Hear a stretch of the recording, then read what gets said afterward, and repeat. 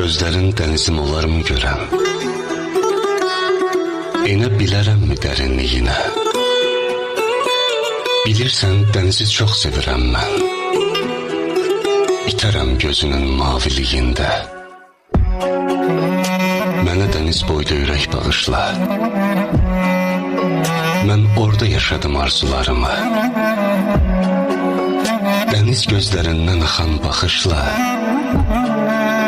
çırpım sahilinə dalğalarımı. Nə ayrılıq odur, nə də ki həsrət.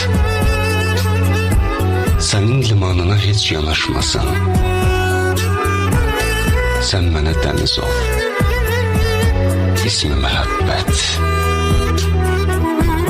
Dalğan əllərimi heç buraxmasın.